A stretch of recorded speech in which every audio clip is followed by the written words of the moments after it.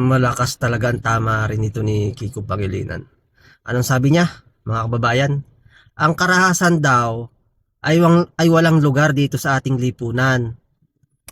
Akalaan nyo yan, mga bata yan, mga kababayan, na maril sa Tacloban. 3 ang nasawi. Kawawa naman yung mga inosente at yung mga nasugatan na inosenteng mga nasawi dyan, na nasugatan. So itong mga batang ito, minor de edad. Eh sino po ba ang nagsabatas na hindi pwedeng kasuhan ang mga minor de edad? Eh di yan, yan yung nasa harapan nyo, yung nakikita nyo yan, yung senador na walang natutulog yata yan habang binabanggit yung katagang yan eh. 'Di ba? Kupal eh, 'di ba?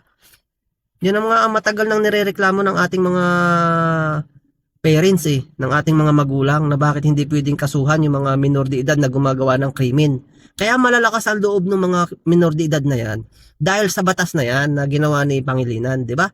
Mga kababayan. At saka pati diyan lang po nagre-replika kung gaano kahina ang namumuno sa ating bansa, 'di ba?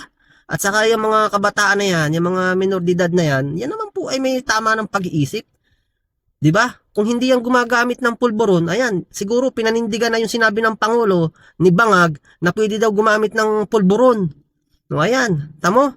Human rights, nasaan kayo? Sino ang pinoprotektahan ninyo? Yung mga kriminal, imbis na yung mga inosenteng nasasawi at nasusugatan. O, 'di ba? Yan lang ang masasabi ni Kiko. Wala, yan lang yan. Hanggang sa salita lang yan. Propaganda lang niya yan. Nang may masabi lang. Sispantya sa mga sambayan ng Pilipino. 'Di ba? Na siya ay nagdadalamhati. Ganyan, propaganda, 'di ba? Kupal yan eh.